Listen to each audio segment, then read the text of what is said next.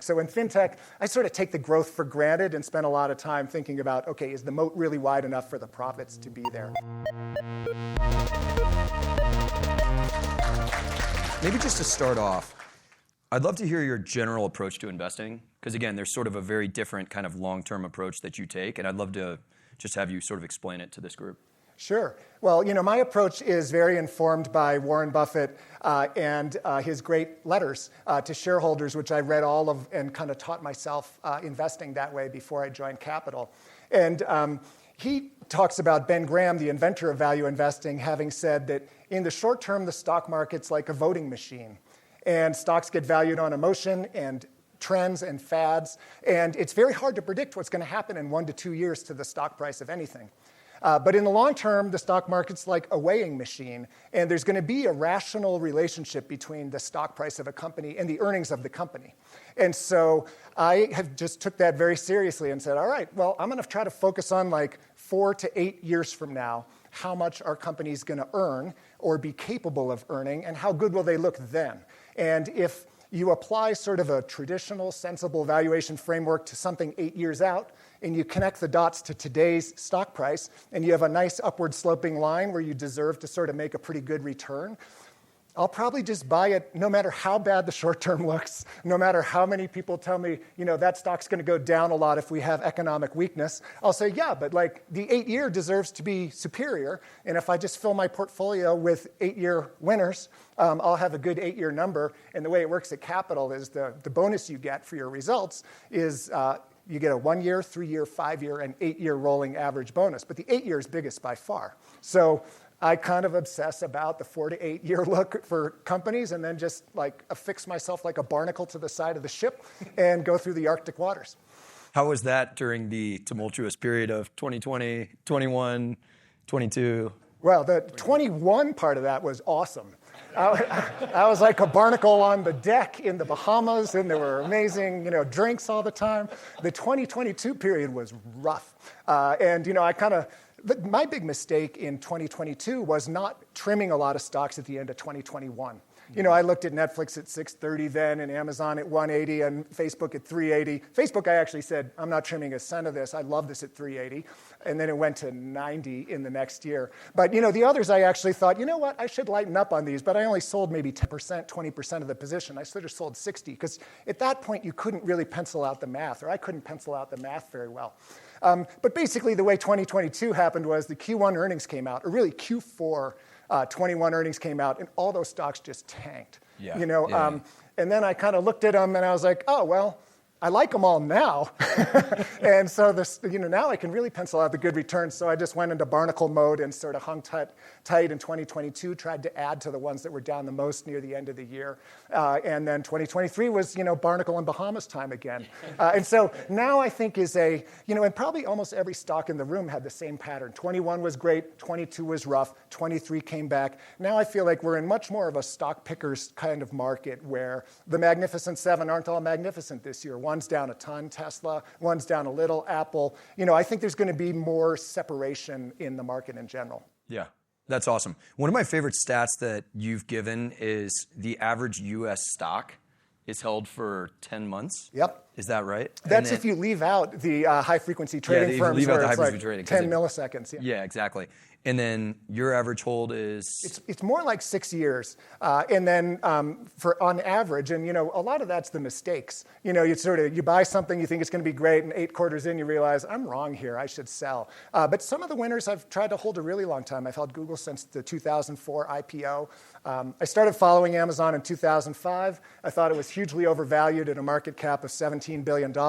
It tripled in my face over the next 5 years. And then finally in 2010, I was like, they might be onto something about this everything store. So I finally wised up and have been holding Amazon since 2010. One of my favorite stories, and I mentioned this to you, I heard from one of your partners, was you were in a meeting with Jeff Bezos. This was 2012? Yeah. And you were like, hey, all due respect, like things seem to be going pretty well. Why aren't you actually growing faster? which is a pretty funny thing to say in 2012 on Amazon, given the way it's played out. And by the way, they were actually growing really fast. It's just when Jeff told the story, it sounded so amazing. he took it well. He's such an incredibly friendly guy when people criticize him. He pays better, closer attention than probably almost anybody I've ever been in a meeting with. It can actually be kind of intimidating because he will really stare you down when you're asking a question and think about what the question was. But he did offer me a job in the meeting. He's like, look, if you're so dissatisfied, why don't you come here and make it better? And I was like, well, no, I'm going to keep picking stocks. It's like the engineers that complain about, the salespeople's comps. It's like, oh, well, you can just have a quota too if you want. That's great. That's cool. His explanation though was good. From what I heard, it was, old habits, human habits actually, die pretty hard. Yes. There's a lot of inertia in human behavior. And I think that's such an important insight. He's like, look, it's hard to get people to change their habits, but once they do, it's hard to get them to change the new habit. Yeah, exactly. Right, if they like what you offer. And so that's one of the things I rely on most in times of crisis. When Facebook was at 90 or 100, one thing you could do was just look at the monthly MAU and DAU traffic on Facebook. And you kind of would look at it and say, well, Wall Street hates this and Washington, D.C. hates this. But 3 billion people a day go spend 40 minutes on these sites, and it's actually, all those numbers are growing. Yeah. So as long as they can put ads and reels at some point, it's probably going to be okay. Or I would say Alphabet's a little like that right now. I mean, especially a couple weeks ago after the Black Viking and Asian founding father debacle of the Gemini image generator. There was such a feeling of loathing and disgust emerging from all over the podcasts and just people who were so upset. And some people were just, this company has lost its ability to do good work. And I remember thinking, well, I don't know. I think they're still really smart and good at making products, and they have 9 billion user a day products. I bet it's going to be okay. Yeah. They have a little time to figure it out and correct the image generation. Yeah, exactly. Exactly. Okay, so that actually ties into one of the things that I love you talking about, which is the way CEOs communicate with public market investors will actually dictate who the public market investors that are attracted to their stock or their company are, right? And so I'd love you to maybe expand on that idea a little bit. Sure. Well, I think it was Warren Buffett who came up with this phrase that said, look, you can have a musical performance. And if you advertise it as an opera, a certain type of crowd is going to show up. And if you advertise it as a heavy metal concert, it's going to be a different crowd. But you can pick the crowd that shows up. And you want to talk about the thing you're building in a way where the right crowd shows up. And so, there's an approach to doing this that I tend to like. So first of all, I love it when a company that's public has a North Star that is not financial. It is based on the idea that there is some segment of customers we are going to win with. And as much as investors are always kind of pushing on companies to make more money faster, the reality is neither the company nor us is going to make any money if the company doesn't have satisfied customers for the long term. So I love that customer-focused North Star. But then you get into all this stuff about, well, how do you talk about your financial metrics? And something I love is when companies use intellectually honest financial metrics. There's something called adjusted EBITDA, and no criticism of anybody here if your company is focused on this, but it's nobody has it here anyway. But it's such a bogus metric. The stock-based compensation, which is ignored in that metric, that's a real expense. And you all know it's a real expense because if you weren't allowed to use stock-based comp, you'd have to pay cash comp, okay? And your earnings would be what they are, so lower than adjusted EBITDA. That ignores depreciation. Look, if you don't replace your property, plant, and equipment, you sort of grind to a halt and your business dies. So if your company is focused on adjusted EBITDA and talking to investors who thinks that's a real metric for some reason, you're sort of not really focusing on two of the biggest expenses, stock comp, which is your employees, and depreciation, which is your servers. So I love it when companies talk about GAAP operating income. Or maybe they add back amortization of acquired intangibles, which is too geeky to go into here, but I'm fine with adding that one back. And then the most romantic 2 words, the most seductive 2 words for investors like me is per share. If a company is focused on the long-term growth of intrinsic value per share, my heart just starts going pitter-patter because so few companies talk about their per-share progress. But that's what matters to investors because we don't own the company. We own our shares of the company.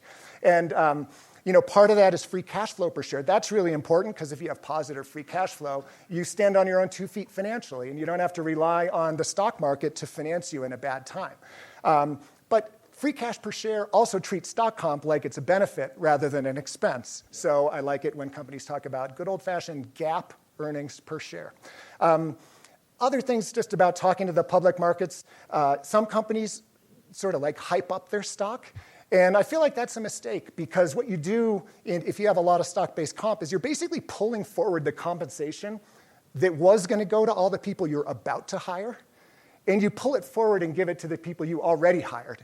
So it kind of rewards the people who are there, but it makes life difficult for the people you just hired if you want them to stay for a long time. That's a pretty profound insight. I think I haven't heard that described to me that way before, which is like you're kind of robbing the future and rewarding the current. Yeah, and I think you want to reward people for the progress they make and the company makes in the time they're there. So I think you kind of want your stock to be fairly valued all the time. Obviously, if you're about to issue shares to buy some other company, you want to jack it up a little. But in general, you want it to be fairly valued. And just two other things I'll throw out. One is I think guidance is hard to give. I kind of am very comfortable with companies that just say, we're not going to give any guidance. Amazon gives you ridiculous guidance for the next quarter. They say our growth will be between -1 and +17. You're like, you could drive a truck through that, and you gave me the guidance week 6 into a 17-week period. It's not very helpful. Google never gave guidance. Berkshire Hathaway doesn't give guidance. I don't think giving guidance really, give guidance to something you control. Here's our plan for expense growth. And then we'll see what happens with revenue. Or here's our plan for margins if revenue comes up light compared to our expense growth. And then the last thing I would say is there's this epistemological thing that can have with your shareholders. Like I happen to be one of the heretics who thinks dividends are amazing. Like I love it when companies initiate dividends. And I think the companies love it when they have dividends too. It's like giving everybody who has stock comp a raise, right, in cash. That shows up every quarter, that they start spending, that no startup can do this, pay a dividend. And by the way, it makes your EPS go up because it makes the Black-Scholes value of your stock comp go down. So your earnings go up. So like dividends, I just love. But I'll talk to these companies that have never paid a dividend, and I'll say, it would be great, a dividend. You make like $70 billion a year, and you can't spend it all. And they'll say, well, we talked to our shareholders, and none of them are interested in a dividend. I say, well, you should talk to the people who aren't your shareholders, because the people who really wanted dividends can't buy your stock because it doesn't have one. And another place that sometimes shows up is, a company's got a high operating margin, and they start to realize they need to make some investment that's going to take the margin down. And they've got an existing base of shareholders who are almost certain to dislike that. Like no shareholder really likes to have to revise their financial model estimates down. And so companies will feel out their shareholders, well, what if we did this? And the shareholders will be like, don't do that. But that's a good time also to talk to the people who aren't your shareholders. Because there's a lot of companies I won't invest in because they're not investing enough. Right? I'm like, your margins are too high. I don't think you're being aggressive enough about future investments. And if you lowered your margins and it showed some progress on the investments, I'd come in. But it's not, the companies don't think that maybe we should talk to all the people who don't own us. Yeah. Look, that's so much knowledge in there. I feel like there was a bit of a turning point in the 22-23 cycle where some of the modern high-flying tech companies started to embrace this. So two of the ones that are top of mind for me are Block, which very much changed their operating targets, their segment level targets, including SBC, all that stuff. And then DoorDash, which I think wrote an awesome letter, I think probably about a year ago. It was like, hey, our North Star is going to be free cash flow per share. And it's like, hey, it's kind of this like stage of growing up for these folks. Yeah, I loved the Block announcement, which our analyst, Christopher Kim, whom I work with a lot on fintech, he pointed that out. He said, Mark, you're going to love this. And I said, yep, you're right. I totally love it. They want to have, I think if I'm getting it right, a rule of 30 where the GAAP operating margin plus the revenue growth, where you treat the stock comp as an expense, adds up to at least 30. And then on DoorDash, I'm going to gently coax them to recognize that free cash flow per share, again, it treats the stock comp like it's a benefit rather than an expense. So I would sort of tweak them up to earnings per share. They're making some progress. Oh, yeah. All right. Look, it's better than we're going to go to the stock market for financing every 8 months and hope things just work out. Fair. Okay, cool. All right, I want to shift topics a little bit. All right, so let's talk about macro. People really want to know your view of, the June rate decline. No, I'm just kidding. You think about macro very differently than the very short-term oriented stuff. So I'd love you to talk about your approach to thinking about macro. Yeah, I'm like the worst at macro. There's a lot of people who have opinions on interest rates and GDP and what's going to happen in a recession and what stock will do well in a recession. And I listen very carefully to them, and then I try to see if what they said really happened. And it often doesn't happen. And it's very hard to find, like the Federal Reserve has hundreds of PhD-level economists, and they can't predict what's going to happen. So my main thing is I go out to that 4 to 8 year time frame, and I just look at which industries are definitely going to be bigger and more important. And within those, are there some companies that are going to be bigger and more important? So I just try to align my portfolios with some of these unstoppable trends. Like fintech has some of these. The shift from paper and coin and check money to digital money has been going on for decades. It's going to go on, I think, the rest of our lives. That's a great trend. On-premise computing to cloud computing, landed retail to e-commerce, appointment television through your cable bundle to on-demand streaming. Those are great tech trends that are just going to persist for a long time. One that's outside of tech, commercial aerospace, like airplane miles flown. Only 1.5 billion people in the world have even been on an airplane. Like every year, 75 million people get on a jet for the first time. And they all think the same thing, which was, that was so much better than the bus. I want to save up money and do this again. So commercial aerospace is this incredible long-term growth industry. And so I try to find long-term trends like that and then find the companies that have a good competitive advantage and are going to make a lot more money in the future than the market's anticipating and glom onto those. Yeah. Okay, so the most relevant to the fintech world here is probably digitization of money and e-commerce. So I'd love you to go maybe a step deeper into your thought process on those. What do you think the opportunities are? Who are the winners? All of that. Sure. Well, digitization of money, I think, is just the ultimate mega trend. It's going to continue. It has so many winners, Visa and MasterCard. Many of your companies are winners in that. But I will tell you my favorite type of, well, not my favorite type of investing mistake, but one of my most common types of investing mistake is actually something that happens a lot, I think, in fintech, which is investors like me, I get very interested in fast growth, companies that have grown quickly and look like they're going to grow quickly. But the fast growth is really only valuable if at the end of it, the company has such a wide competitive advantage that it's definitely going to have good margins and good profit levels and good returns on capital.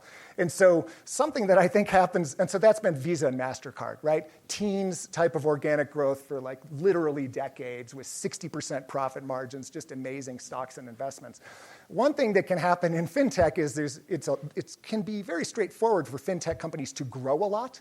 But then if they grow a lot and you pay the price of a growing company, but then at the end of it, it turns out to be much more competitive than you thought and profit margins are low, that's sort of a disastrous investment and one, sad to say, I've made in fintech. So in fintech, I sort of take the growth for granted and spend a lot of time thinking about, okay, is the moat really wide enough for the profits to be there? But the other thing about the digitization of money, as convenient as it is, there's also this kind of, bad scenario for human liberty for central bank digital currencies if they can surveil all your money and control all your money and censor all your money and cancel all your money, as happens in certain dictatorships. And seemingly a lot of democracies want to do the same thing. So I think that's all potentially a great advertisement for Bitcoin, which is actually, you know what? You guys might be a room where I can talk about Bitcoin without sort of being ashamed about it. I think you can embrace it. Yeah. Just go with it. If I talk to a group of equity investors who read Warren Buffett's annual letters and I go, how many of you guys own Bitcoin or think it's a good idea? Like, it's crickets, 1 or 2 people. But let me just see here. How many people here own Bitcoin? Oh, yeah, this is the friendliest Bitcoin environment I've ever been in. That's not a Bitcoin conference. I'm glad to be among my people.